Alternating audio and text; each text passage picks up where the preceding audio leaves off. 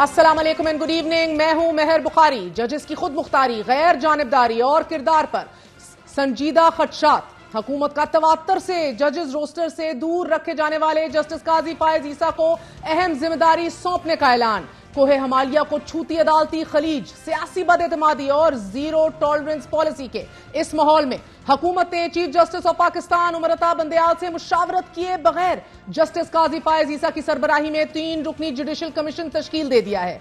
Balochistan high court के chief justice Naeem Akhtar Afghan और Islamabad high court के चीफ जस्टिस आमिर फारूक इस कमीशन के दीगर दो अरकान में शामिल हैं, जबकि अटॉर्नी जनरल, वफाकी और सूबाई इंतजामिया कमीशन की मुआवनत करेंगे। आज जुडिशल कमीशन का पहला इजलास जस्टिस काजी फायज ईसा की सदारत में हुआ। जुडिशल कमीशन ने अटॉर्नी जनरल ऑफ पाकिस्तान से तमाम ऑडियोज के ट्रांसक्रिप्ट्स, ऑडियोज में शामिल तमाम अफराद के नाम, उनके एड्रेसेस और राब्ता नंबर्स भी तलब कर लिए। नाज़रीन, दौरान इजलास अटॉर्नी जनरल ने कमीशन के नोटिफिकेशन के TORs और इख्तियारात पढ़कर सुनाए। कमीशन को तहकीकात के लिए 30 दिन का वक्त दिया गया है। कमीशन को तहकीकात के लिए मजीद वक्त दरकार हुआ तो वफाकी हुकूमत तौसी कर सकती है।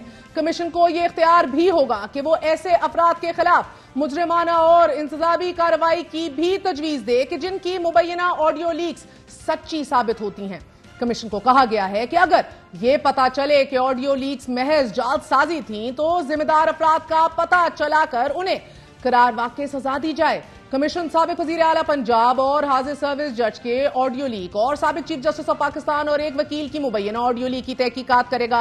कमीशन तहरीक इंसाफ के चेयरमैन इमरान खान की अपने पार्टी रहनुमा से सुप्रीम कोर्ट में ताल्लुकात से मुतल्लिक मुबैना audio, chief justice of Pakistan की सास और एक वकील की अहलिया की सुप्रीम कोर्ट में जेर समाअत मुकदमात से मुतल्लिक मुबैना ऑडियो और साबिक चीफ जस्टिस के बेटे और दोस्त के दरमियान होने वाली बातचीत की भी तहकीकात करेगा।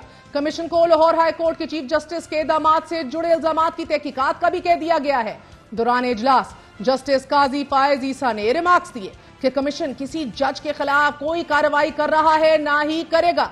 सुप्रीम कोर्ट के सीनियर प्यूनी जज होने की वजह से मेरे कुछ आईनी फराइज भी हैं। मैं सुप्रीम जुडिशल काउंसिल का भी मेंबर हूं। जुडिशल कमीशन में पेश होने वाला कोई भी मुल्जिम नहीं। जस्टिस काजी फायज ईसा ने इंक्वायरी कमीशन का दायरा इख्तियार भी वाज़ेह कर दिया और कहा कि inquiry commission supreme judicial council नहीं है। कमीशन अपनी तमाम कार्रवाई इस्लामाबाद और सुप्रीम कोर्ट में करेगा और सुप्रीम जुडिशल काउंसिल के दायरे इख्तियार में मुदाखलत नहीं होगी। कमीशन को इख्तियार है कि ताउन ना करने वालों के समन जारी कर सके। साबिक वजीर आजम इमरान खान ने जुडिशल कमीशन को सुप्रीम कोर्ट में चैलेंज कर दिया। नाज़रीन, दरख्वास्त में यह मौक़िफ़ इख्तियार किया गया है कि चीफ जस्टिस की इजाजत के बगैर जुडिशल कमीशन की तश्कील नहीं हो सकती और इसके लिए किसी जज को भी नामजद नहीं किया जा सकता। सुप्रीम कोर्ट के किसी जज के खिलाफ तहकीकात या कार्रवाई का फोरम सिर्फ सुप्रीम जुडिशल काउंसिल है। इसी हुकूमत की नाक के नीचे ऑडियो टेप होती रही। ये भी तहकीकाती अमल में शामिल किया जाए कि किसने ये ऑडियो टेप की, जबकि साबिक वजीर आजम इमरान खान की जानिब से यह नुक्ता भी उठाया गया है कि अदालती कमीशन के टर्म्स ऑफ रेफरेंस में एक सोचा समझा खला मौजूद है या जानबूझकर छोड़ा गया है कि वजीर आजम ऑफिस और सुप्रीम कोर्ट के जजेस की गैर कानूनी और गैर आईनी निगरानी के पीछे कौन है। इमरान खान ने मुतालबा किया है कि कमीशन को इस तहकीक का इख्तियार दिया जाए कि अवाम और आला हुकूमती शख्सियात की टेलीफोन पर की जाने वाली गुफ्तगू की टेपिंग और रिकॉर्डिंग में कौन से ताकतवर और नामालूम अनासिर मुलव्विस हैं। यह आइन के आर्टिकल 14 के तहत प्राइवेसी के हक की संगीन खिलाफ वर्जी है।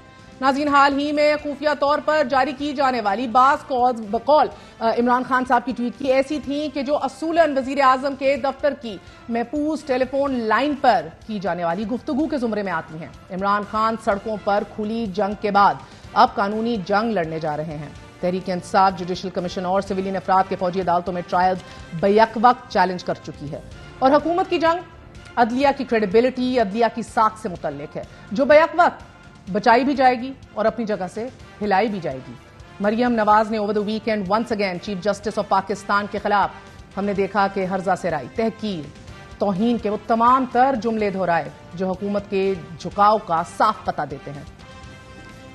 उमर अता बंदयाल साहब समेत कुछ जजेस ऐसे हैं जो मुनसिफ नहीं रहे, वो कंट्रोवर्शियल हो गए, वो अब एक सियासी जमात के सहूलतकार बन गए। मैं उमर अता बंदयाल साहब से ये सवाल करती हूँ, लाहौर हाई कोर्ट के चीफ जस्टिस से ये सवाल करती हूँ, جو ان کو ضمانتوں کی برسات لاڈلے کی طرح کرتے جا رہے. کس کا اعتبار ہے ان عدالتوں؟ مذاق بن کے رہ گیا ان عدالتوں کا. آج اگر ججز کی آنکھوں میں آنسو آتے ہیں کہ ہمارے آرڈرز امپلیمنٹ نہیں ہو رہے، تو آپ یہ بھی تو دیکھو آپ آرڈرز کیا دے رہے ہو.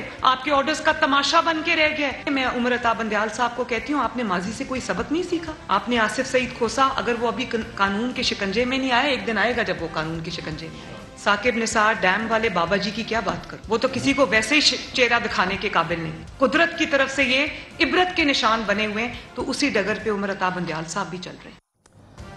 جسٹس قاضی فائز عیسیٰ گزشتہ 6 ہفتوں سے کسی بینچ کا حصہ نہیں ہے. یہ غالباً چیف جسٹس آف پاکستان کا استحقاق ہے. چیف جسٹس کے علم میں لائے بغیر جوڈیشل کمیشن کی سربراہی سینئر پیونی جج کے سپرد کر دینا کیا حکومت کا استحقاق ہے؟ ناظرین، وزیر دفاع خواجہ آصف کا نیشنل اسمبلی میں یہ کہنا تھا کہ کمیشن میں اگر جسٹس منیب، جسٹس اعجاز الاحسن اور جسٹس مظاہر نقوی ہوتے تو پھر تحریک انصاف کو تسلی ہوتی. ہم نے اس ارادے کے ساتھ اس کمیشن کو قائم کیا ہے تاکہ دودھ کا دودھ پانی کا پانی ہو جائے کہ یہ لوگ جو کردار آپ کو آڈیو لیکس میں نظر آتے ہیں، ان کا کردار جو ہے اسٹیبلش ہو کہ یہ وہی لوگ ہیں. ہم نے اس کمیشن میں تینوں جج جو ہیں جج ہی رکھے ہیں. کوئی یہاں پہ پارلیمنٹ کا کوئی رکن جو ہے اس کا ممبر نہیں ہے. 2 چیف جسٹس ہیں، ایک اسلام آباد اور ایک بلوچستان، اور تیسرا ان کا جو ہیڈ ہوں گے اس کمیشن کے وہ جسٹس فائز عیسیٰ ہیں. پی ٹی آئی کو تسلی تب ہوتی جسٹس منیب ہوتے، جسٹس اعجاز الاحسن ہوتے عزت مآب، اور جسٹس مظاہر نقوی ہوتے عزت مآب، تو پھر ان کو تسلی ہوتی، پھر کبھی درخواست نہ. گویا بلا کی اس عدالتی تفریق میں حکومت اپنا حصہ پورا ڈالنے جا رہی ہے. سپریم جوڈیشل کونسل میں مختلف جج صاحبان کے خلاف کم و بیش 8 درخواستیں دائر ہوئیں کہ جس میں سے 3 جسٹس مظاہر نقوی کے خلاف تھیں، جنہیں چیف جسٹس آف پاکستان نے باوجود درخواستوں کے بینچز کا حصہ بنائے رکھا اور ایک واضح پیغام دیا. آج ایک پیغام حکومت کی طرف سے دیا گیا ہے. ان تمام تر تفریق اور تقسیم سے مبرہ آڈیو ویڈیو لیکس ہماری سیاست کا بدترین باب ہیں. شاید ہی کوئی وزیر اعظم ہو کہ جس کا فون ٹیپ نہ ہو رہا ہو، کردار کشی کے لیے ذاتی ویڈیوز پولیٹیشنز کی نہ ہو، وزیر اعظم ہاؤس کے اندر ہونے والی گفتگو، عدالتی فیصلوں پر اثر انداز ہونے والی ٹیلی فون کالز، لین دین، سب منظر عام پر آ چکا ہے. سیاسی جماعتوں نے ان ویڈیوز کو، ان آڈیوز کو کبھی اپنے دفاع میں استعمال کیا ہے، کبھی حد پہ تنقید بنائے رکھا ہے، اور کھل کر یہ اعتراف بھی کیا ہے کہ ان کے پاس مزید کئی ویڈیوز ہیں. آپ کے پاس اور کتنی ٹیپیں ہیں؟ میرے پاس 2 ٹیپس اور ہیں. اچھا، آپ کے پاس 2 اور ہیں، تو یہ آپ کو کچھ اور اس کے علاوہ حامد جی صاحب 2 ٹیپس اور ہیں، اور میرے پاس آڈیوز بھی 2-3 اور ہیں. مگر المیہ یہ ہے کہ ان ویڈیوز آڈیوز کا سراغ لگانے کے لیے کوئی حکومت سنجیدہ نہیں ہوئی. جسٹس آصف سعید کھوسا نے جج ارشد ملک ویڈیو کیس کے فیصلے میں آڈیو ویڈیوز کو بطور ثبوت پیش کرنے کے لیے کچھ ریکوائرمنٹس رکھی. فیصلے میں درج تھا کہ اس وقت تک عدالت کی طرف سے کسی بھی آڈیو ٹیپ یا ویڈیو پر بھروسہ نہیں کیا جا سکتا کہ جب تک یہ ثابت نہ ہو جائے کہ وہ اصل ہے اور کسی قسم کی رد و بدل یا ٹیمپرنگ نہیں کی گئی. یہاں تک کہ عدالت اگر کسی آڈیو ٹیپ یا ویڈیو کو ثبوت کے طور پر پیش کرنے کی اجازت دے بھی دیے، یہ ثابت کرنا لازمی ہوگا کہ آڈیو ٹیپ یا ویڈیو قانون کے مطابق ہے. گفتگو یا واقعے کو ریکارڈ کرنے والے شخص کو پیش کرنا ہوگا. گفتگو یا واقعے کو ریکارڈ کرنے والے شخص کو آڈیو ٹیپ یا ویڈیو خود سامنے لانا ہوگی. آڈیو ٹیپ یا ویڈیو کو عدالت میں چلایا جائے گا، اور آڈیو ٹیپ یا ویڈیو ریکارڈ کرنے والا وہ شخص ہو سکتا ہے کہ جس کے معمول کے فرائض کا حصہ ہو آڈیو یا ویڈیو ریکارڈ کرنا. وہ ایسا شخص نہیں ہونا چاہیے کہ جس نے آڈیو ٹیپ یا ویڈیو کو حاصل کرنے کے لیے جال بچھانے کے مقصد سے ریکارڈ کیا ہو. بات کرتے ہیں معروف قانون دان حامد خان ہمارے ساتھ موجود ہیں. حامد خان صاحب بہت بہت شکریہ ساتھ دینے کا. سر فرمائے دیجیے گا کہ ہم دیکھ رہے ہیں کہ بڑا دلچسپ صورتحال پیدا ہو گئی ہے. جسٹس قاضی فائز عیسیٰ نے ایکسیپٹ بھی کر لیا ہے اس کمیشن کی سربراہی کرنا. آپ کو تعجب ہوا؟ ہاں، کچھ تعجب ہوا مجھے. کیوں؟ اس لیے کہ میں سمجھتا ہوں کہ یہ کمیشن بنانے کا کوئی جواز نہیں ہے. میں یہ سمجھتا ہوں کہ جس مقصد کے لیے بنایا گیا ہے وہ ویڈیو ٹیپ، جیسے آپ نے خود بھی بات کر دی ہے، 2019 کی ایک ججمنٹ ہے جس کے آتھر جسٹس کھوسا صاحب ہیں. انہوں نے 14-15 کنڈیشنز لگائی ہیں کہ ویڈیو آڈیو ٹیپس جو ہیں ان کو ایڈمیسیبل نہیں کیا جا سکتا ایویڈنس کے جب تک کہ یہ ساری کنڈیشنز پوری نہ ہو. لہذا سپریم کورٹ کی جب واضح ججمنٹ ہے ان کے بارے میں، تو اس کے باہر جانے کا سوال ہی پیدا نہیں ہوتا. کمیشن کے پاس کوئی اتھارٹی نہیں ہے کہ سپریم کورٹ کے جوڈیشل سائٹ پہ فیصلے کیے ہوئے اس کے خلاف جائیں.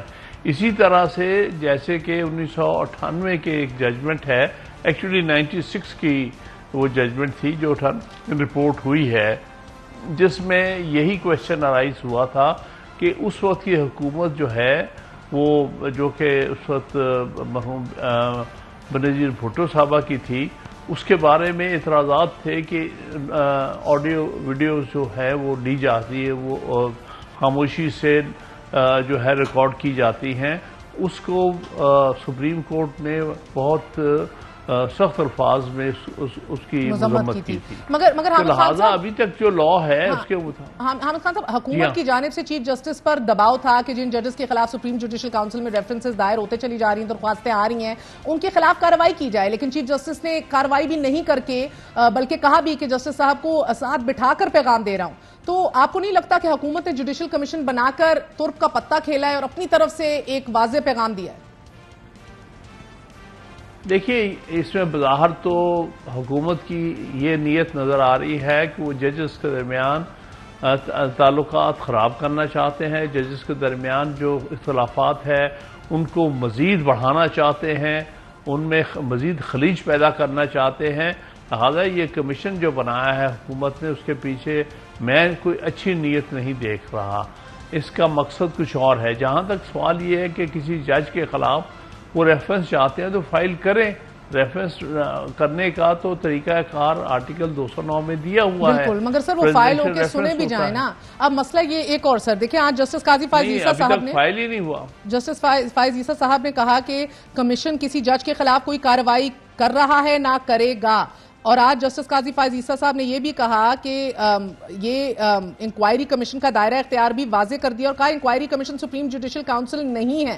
کمیشن اپنی تمام کارروائی جو ہے وہ کنٹینیو رکھے گا. سپریم جوڈیشل کاؤنسل کے دائرہ اختیار میں مداخلت نہیں ہوگی. Is it as simple as that Hamid Khan صاحب؟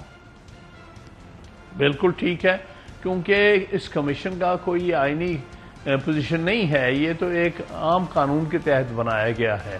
دوسری طرف جو سپریم جوڈیشل کاؤنسل ہے وہ ایک آئینی ادارہ ہے، آرٹیکل 209 کے تحت ہے.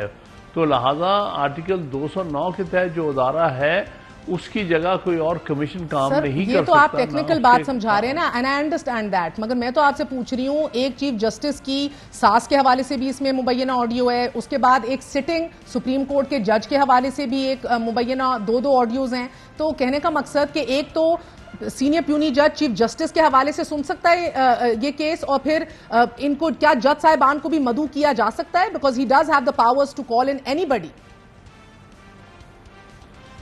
دیکھیے، وہ کمیشن کے اختیارات تو ہیں کہ کسی کو بلا سکتے ہیں، لیکن میں یہ کہوں گا کہ کمیشن کوئی بھی ایسا کام نہیں کر سکتا ہے جو کہ سپریم جوڈیشل کاؤنسل کے قائم میں سپریم جوڈیشل کاؤنسل کو دیا گیا ہے. لہذا اس کے کوئی اختیارات ایسے نہیں ہیں جن کو کوئی جوڈیشل کمیشن جو ہے استعمال کر سکتا ہو. لہذا میں یہ کہوں گا کہ یہ جوڈیشل کمیشن کے اختیارات سے باہر ہے. اگر جسٹس قاضی فائز صاحب نے یہ بات کہی ہے کہ ہم سپریم جوڈیشل کاؤنسل کے معاملات میں مداخلت نہیں کریں گے تو درست ہے، کر بھی نہیں سکتے. آئین کے مطابق یہ ممکن ہی نہیں ہے. لہذا میرے نزدیک یہ جو انہوں نے ٹرمز آف ریفرنس بھی بھیجے ہیں، میرے نزدیک تو یہ جوڈیشل کمیشن کے ٹرمز آف ریفرنس نہیں تو بنتے. آپ جسٹس قاضی فائز عیسیٰ صاحب کے کیس میں بھی ان کے وکیل رہے ہیں. ایک نقطہ خفیہ طور پر ان کی ڈاکیومنٹس دستاویزات اکٹھا کرنے کا بھی تھا. سو اب جبکہ یہ کمیشن بنایا گیا ہے، یہ کیا سوال نہیں اٹھانا جانا چاہیے کہ ان سب کا بینیفیشری کون ہوتا ہے؟ یہ ریکارڈنگز کہاں سے ہوتی ہیں؟ جس طرح عمران خان صاحب کہہ رہے ہیں کیوں کر ہوتی ہیں؟ who funds them? why are they bought up? Like, are these not legitimate questions right now? Will they not be legitimate for Justice Qazi Faiz Issa? دیکھیے، یہ سارے کوشچن لیجیٹیمیٹ ہیں کیونکہ اس میں رائٹ آف پرائیویسی بھی effect ہو رہا ہے لوگوں کا. جس طرح سے یہ آڈیو ٹیپس اور ویڈیو ٹیپس کیے جا رہے ہیں، آئین آپ کو رائٹ آف پرائیویسی دیتا ہے، آئین آپ کو رائٹ آف ڈگنیٹی دیتا ہے. آپ کسی کے ذاتی معاملات میں بات چیت میں کس طرح آپ انٹرفیئر کر سکتے ہیں، کس طرح اس کو استعمال کر سکتے ہیں اپنے مقاصد کے لیے، یہ تو ایک وہ چیزیں ہو گئی ہیں جو کسی زمانے میں جارج آرویل نے اپنی کتاب جو تھی 1984 میں لکھی تھی کہ لوگوں کے ذہنوں تک پہنچنے کی حکومتیں کوشش کر سکتی ہیں، ان کی ہر معاملے میں مداخلت کرنے کی کوشش کر سکتی ہیں۔ میں سمجھتا ہوں یہ بہت نامناسب چیزیں ہیں۔ مزے کی بات یہ ہے کہ آپ کے پارٹی لیڈر عمران خان صاحب ان آڈیوز کو جائز کہتے تھے، وہ کہتے تھے میرے پاس تو چھپانے کو کچھ نہیں ہے جب وہ پرائم منسٹر تھے۔ آج پھر لاہور ہائی کورٹ میں ریفرنس بھی دائر کر دیا، اب یہ کمیشن بن گیا ہے تو پھر سوالات اٹھ رہے ہیں۔ کیا اب میں سمجھنے سے قاصر ہوں، آپ کہہ رہے ہیں قانونی جواز نہیں ہے، فائز عیسیٰ صاحب بھی قانون سمجھتے ہیں، سینئر آپ کے چیف جسٹسز ہیں دو اہم صوبوں کے، اسلام آباد کے بھی اور بلوچستان کے بھی، کیا سمجھ کے یہ اٹھایا ہے؟ کس طرح کی سفارشات دے سکتے ہیں ممکنہ طور پہ اس کیس کے اندر؟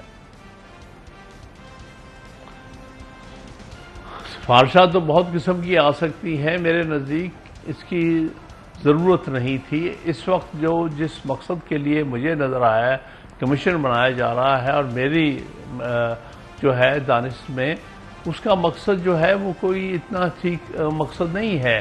ایک تو یہ ہے کہ اس سے ججز کے درمیان کشیدگی بڑھانا شاید اس کی پیچھے نیت ہو، کیونکہ چیف جسٹس کو بغیر کانفیڈنس میں لیے سپریم کورٹ کے ایک چیف جسٹس صاحب ابھی تک کچھ بولے کیوں نہیں ہیں؟ سر آپ نے ماضی میں دیکھا ہے کہ یہ سلیم شہزاد کی کمیشن ہو یا ایبٹ آباد کمیشن ہو، چیف جسٹس کو جب بائی پاس کیا گیا تھا it had to go back.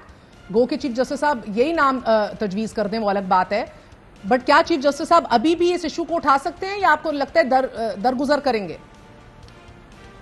نہیں، وہ معاملات وہ تھے جس میں کہ جج جس کو انہوں نے جوڈیشل کمیشن کا ہیڈ مقرر کیا تھا وہ ریٹائرڈ جج تھا سپریم کورٹ کا، اس لیے اس کے بارے میں سپریم کورٹ کے چیف جسٹس سے اجازت لینی یا اس کو انوالو کرنے کی ضرورت نہیں ہے۔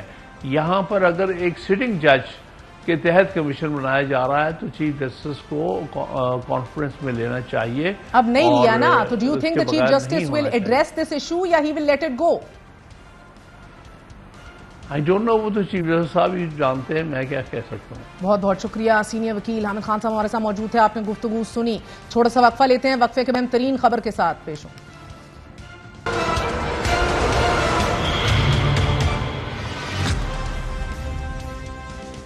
پاکستان تحریک انصاف کی سینئر لیڈرشپ کی گرفتاریوں کا سلسلہ آج بھی نہیں رکا۔ ڈاکٹر شیریں مزاری کو آج ایک بار پھر گرفتار کر لیا گیا ہے۔ سابق چیف وپ ملک عامر ڈوگر کو آج 12 دن بعد رہا ہوتے ہی دوبارہ گرفتار کر لیا گیا ہے، اور سابق وزیر اعظم عمران خان آج ایک بار پھر اپنی دوبارہ گرفتاری کے خدشات کا اظہار کر رہے ہیں۔ عمران خان نے گرفتاری کے اس خدشے کے پیش نظر اپنے کارکنوں کو یہ پیغام دیا ہے کہ میری دوبارہ گرفتاری پر کارکن ہنگامہ آرائی نہ کریں۔ کارکنان کی ہنگامہ آرائی سے پی ڈی ایم کو بیانیہ ملے گا اور وہ ہنگاموں کو کریک ڈاؤن کے لیے استعمال کرے گی۔ عمران خان نے اپنے پیغام میں یہ بھی کہا کہ تحریک انصاف کی کامیابی کے پیشن گوئیاں دیکھ کر حکومت تحریک انصاف کو کرش کرنا چاہتی ہے۔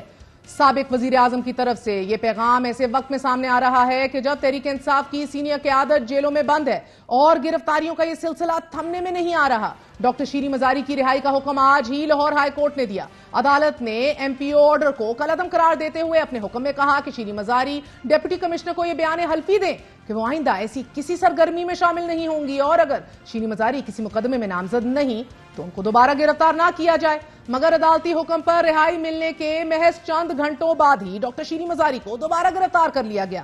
یہ چوتھی بار ہے کہ جب شیریں مزاری کو گرفتار کر لیا گیا ہے۔ اس سے پہلے اسلام آباد ہائی کورٹ نے ان کی رہائی کا حکم دیا، مگر انہیں رہا ہوتے ہی پھر گرفتار کر لیا گیا تھا۔ پارٹی کے وائس چیئرمین شاہ محمود قریشی کی رہائی کے احکامات 4 دن پہلے اسلام آباد ہائی کورٹ نے جاری کیے تھے۔ عدالت نے شاہ محمود قریشی کی رہائی کو بھی انڈرٹیکنگ سے مشروط کیا تھا کہ وہ یہ بیان حلفی دیں کہ آئندہ اس قسم کے احتجاج کا حصہ نہیں بنیں گے اور کارکنان کو کسی بھی قسم کے تشدد پر اکسانے سے بھی دور رکھیں گے۔ مگر شاہ محمود قریشی نے آج بھی عدالت میں بیان حلفی جمع نہیں کرایا اور رہائی کے احکامات کے باوجود شاہ محمود قریشی جیل میں ہیں۔ آج شاہ محمود قریشی کی بیٹی کو بھی جیل میں باپ سے ملنے کی اجازت نہیں ملی۔ وکیل بیرسٹر تیمور ملک نے یہ دعویٰ کیا کہ شاہ محمود قریشی ایسا کوئی حلف نامہ، ایسی کوئی انڈرٹیکنگ نہیں دینا چاہتے کہ جس سے ان کی سیاسی اور جمہوری حقوق متاثر ہوں۔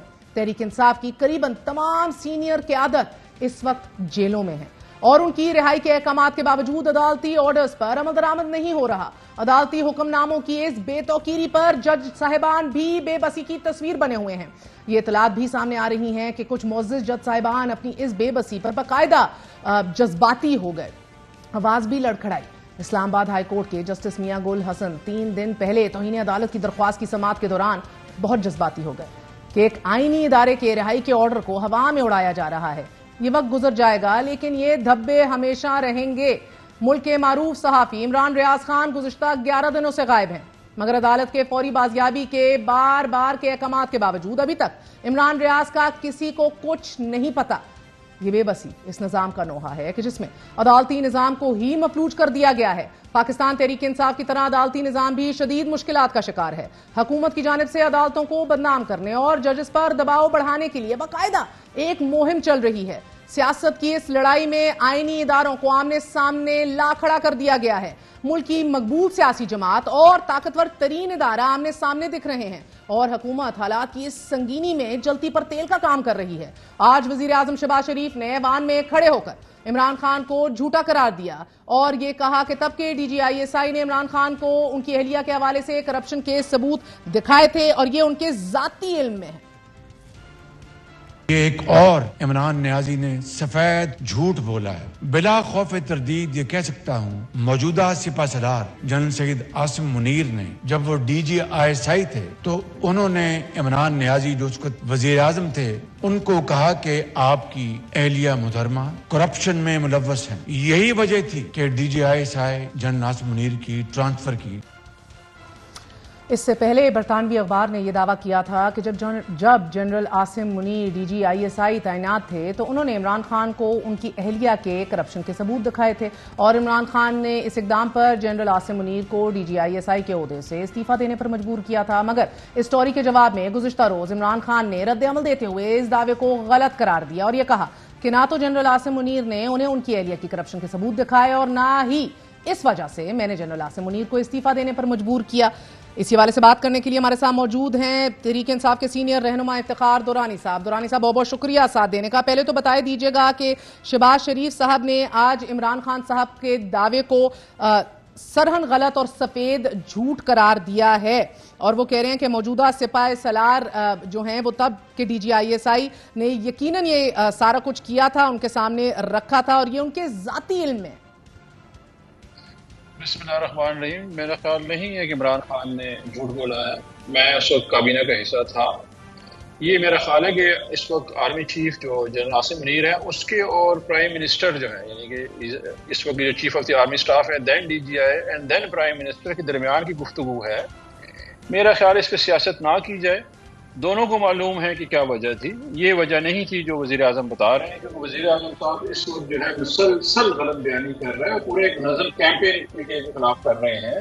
हुकूमत की माँ पे इश्तिहारात चलाए जा रहे हैं तो इसमें कोई सदाकत नहीं है। कल खान साहब ने ट्वीट करके गार्डियन को उन्होंने उधर भी रिबट किया कि ऐसी कोई सदाकत नहीं है जिसमें ये बात है। और ये मेरा ख्याल है कि एक ऐसा कॉन्वर्सेशन है जिसको टीवी पे करने की ज़रूरत नहीं और ना असेंबली में डिबेट करने की ज़रूरत है। इस्तेकाक था प्राइम मिनिस्टर का, उसने एक्सरसाइज किया और इसमें कोई हकीकत नहीं है जो वो कह रहे हैं। मैं इस चीज़ का प्रीव्यू हूँ।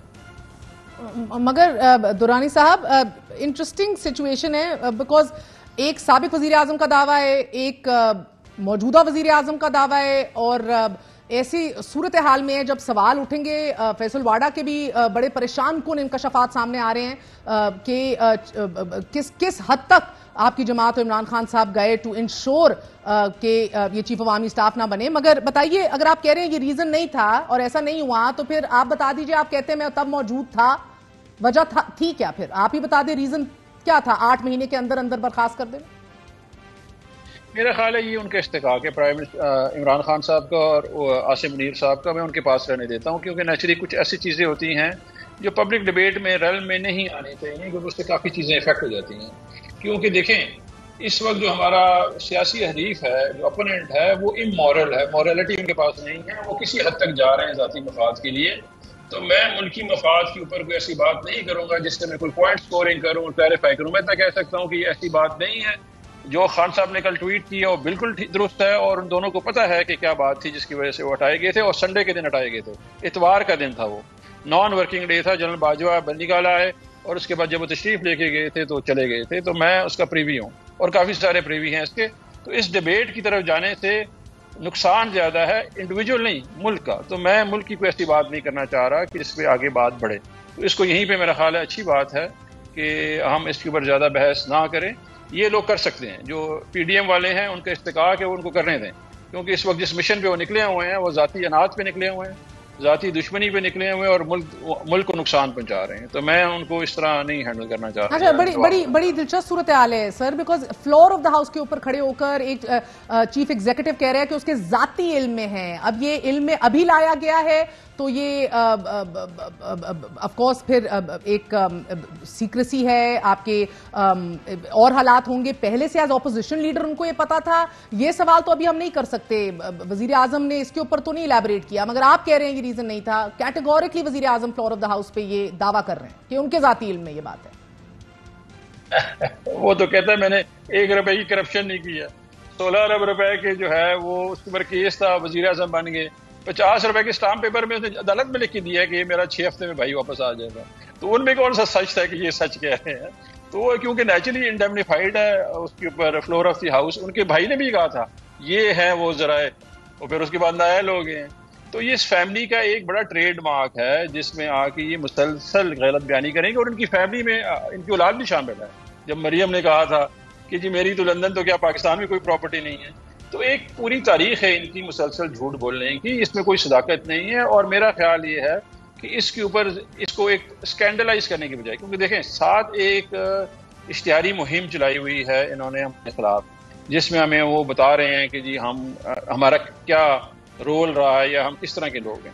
ساتھ وہ جو ہے انہوں نے ایک نیا پنڈورا باکس شروع کر دیا، کیونکہ یہ مین ایشو پہ جانا نہیں چاہتے ہیں. دیکھیں مہر ایشو اس وقت پاکستان میں یہ ہے کہ آئین ٹوٹ چکا ہے. اس وقت آپ ہر طرح کی گفتگو کرتے ہیں لیکن آئین ٹوٹنے پہ بات نہیں کر رہے ہیں.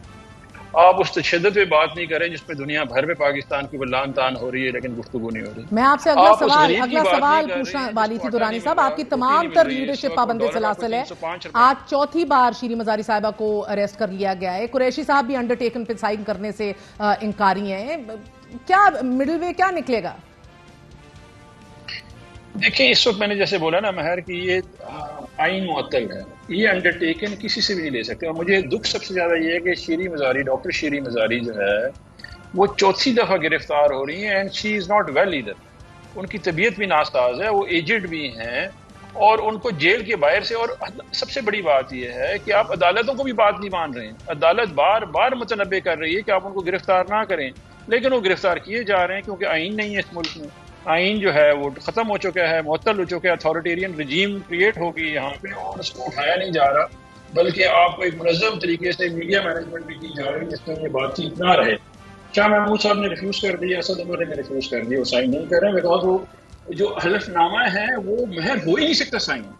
میں نے آپ کسی کو کیسے کہہ سکتے ہیں کہ آپ جو ہے پولیٹیکل پارٹی کے لیے کام نہیں کریں گے، آپ جو ہے وہ کسی انتشار میں ملوث تھے یا آپ نے کوئی ریاست کے خلاف کام کیا ہوا ہے. میں نے دس از انسین. میں نے ہم کوئی اس وقت کوئی کالونی نہیں ہے. میں نے کہ جو بھی ہے یہ اسلامی جمہوریہ پاکستان جو ہے ابھی ایک آئین لکھا ہوا کاغذ موجود ہے، عدالتیں موجود ہیں، لیکن جس طرح یہ اس کو پامالی کر رہے ہیں قانون کی، یہ انپریسیڈنٹڈ ہے. یہ میرا خیال ہے کہ اگر میں غلط نہ ہوں، مجھے جنرل ضیاء کا مارشلہ یاد ہے کہ اس میں جو ہے ملٹری کورٹس یہ کام کر رہی تھیں کہ لوگوں کو جو ہے وہ کوڑے مارتی تھیں، عورت کے ساتھ وائلنس کرتی تھیں. یہ کو اس سے نیکسٹ لیول چلا گیا. انہوں نے ہمارے ساتھ میں وائلنس سے آگے ایکسپلوئٹیشن پہ چلی گئی بات. اس میں آپ لوگوں کی فیملیاں اٹھا رہے ہیں، ان کو آپ بلیک میل کر رہے ہیں، ان کو آپ کہہ رہے ہیں کہ انڈر ٹیکنگ دے. ابھی ہمارا فیض کا موقع اس کی ویڈیو موجود ہے بیچارے کی، مجھے پریشرائز کیا جا رہا ہے، آج استعفیٰ دے دیا چلا گیا ہے.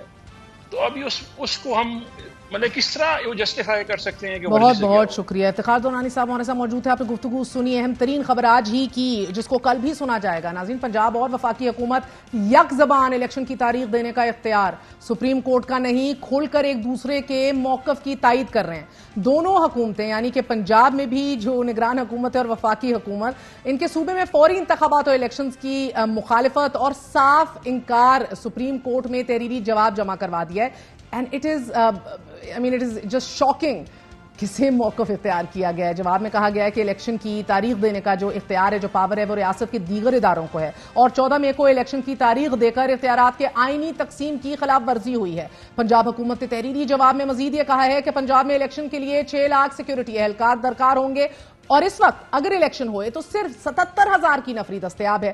سپریم کورٹ میں الیکشن کمیشن کی نظر ثانی درخواست کل سماعت کے لیے مقرر ہے. اہم ترین دن ہے. چیف جسٹس آف پاکستان نے بہت صبر و تحمل کا مظاہرہ کیا ہے سو فار. دونوں حکومتوں کا عدالت میں جمع کرایا گیا جواب اعلیٰ عدالت کے فیصلے کی سراسر نفی ہے. عدالت اس نفی کو توہین عدالت کے طور پر دیکھے گی یا نہیں؟ Well find out tomorrow. A very short break. We're going to be right back. Stay with us.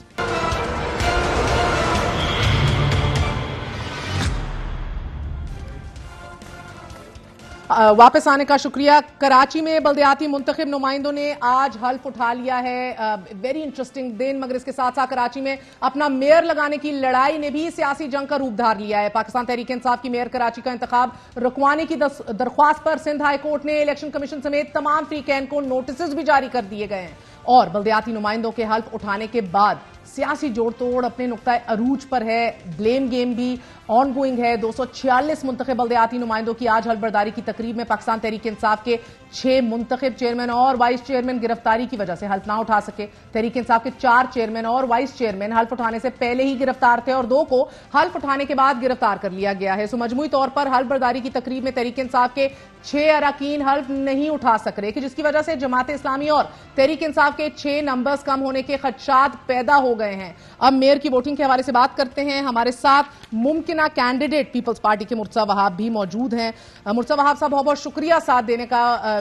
Welcome sir. بتائیے گا کہ کیا صورتحال ہے ابھی؟ آپ لوگ ابھی بھی جماعت اسلامی سے ٹاکس میں ہیں. Are you still trying? کیا صورتحال ہے؟ دیکھیے مہر، میں سمجھتا ہوں کہ کراچی جو کہ پاکستان کا سب سے بڑا شہر ہے، ایک ایسا شہر جس کے اندر ہر سیاسی جماعت کی ایگزسٹنس ہے. پولیٹیکل گورنمنٹس کے علاوہ فیڈرل گورنمنٹ ہو، پروونشل گورنمنٹ ہو، لوکل گورنمنٹ کا سٹیک ہے. جتنی زیادہ یہاں پر ہارمنی ہوگی اتنا میں سمجھتا ہوں کوآرڈینیشن کے ساتھ ترقی کر پائیں گے اور آپ سسٹینیبل ڈیولپمنٹ کے اوپر فوکس کر پائیں گے.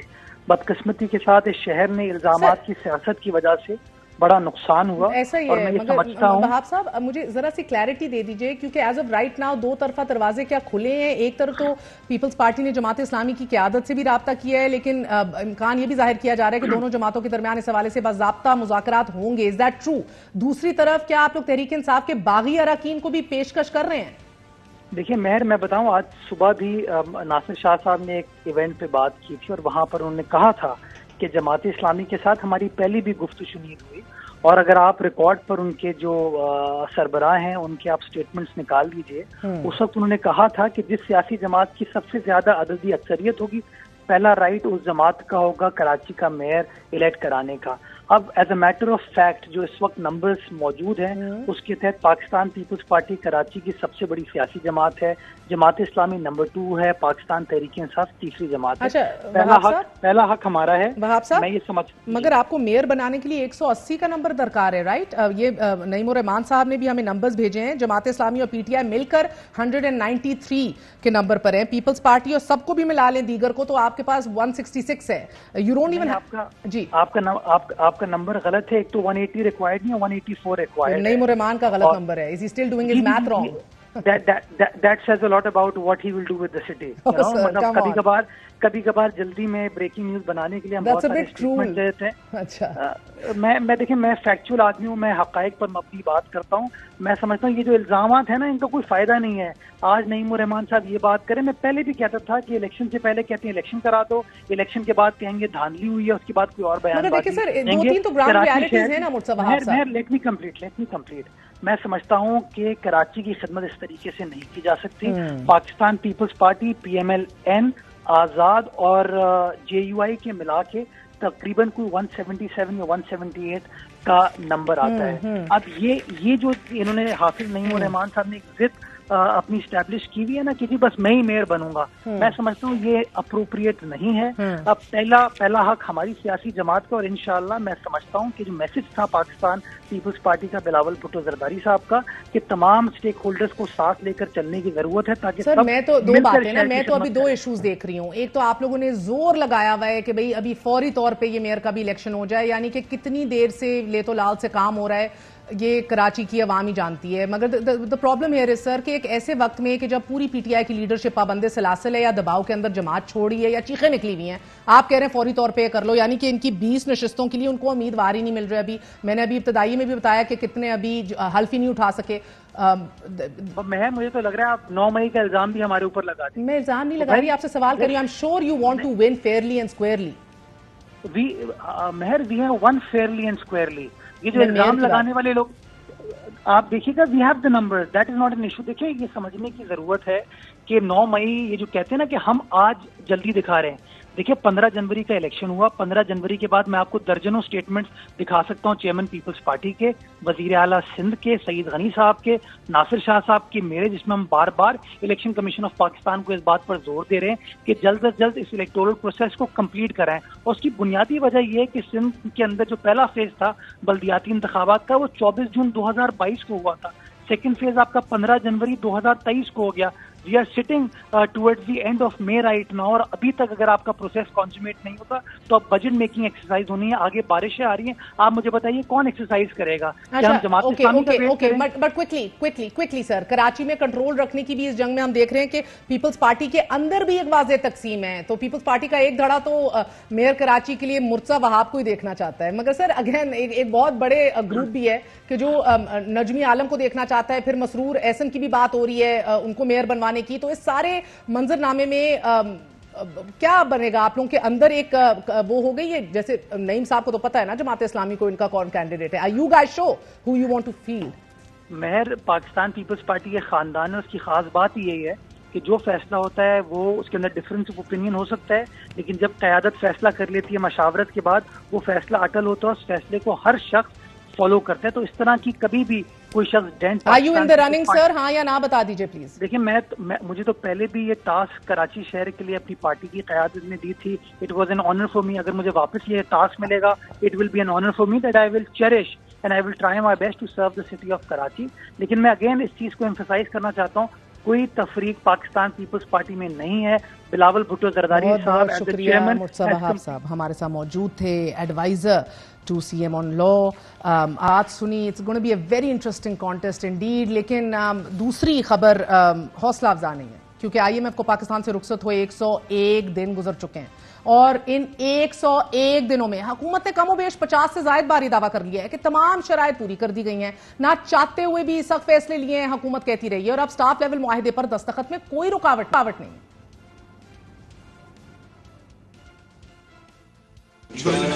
جی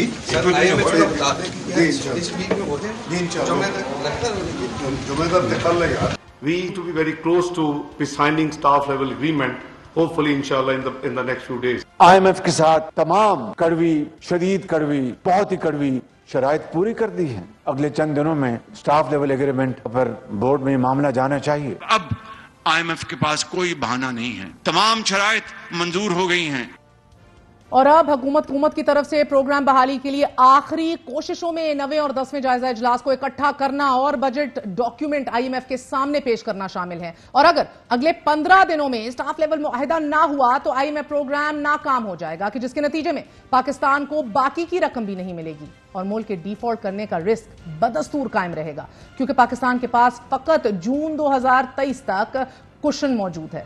بقول مفتاح اسماعیل ستمبر میں ملکی زر مبادلہ ذخائر $2 ارب سے بھی نیچے چلے جائیں گے. 101 دن گزر جانے کے باوجود سٹاف لیول معاہدہ تو نہ ہوا، لیکن اشیاء خرد و نوش کی قیمتوں کو پر ضرور لگ گئے.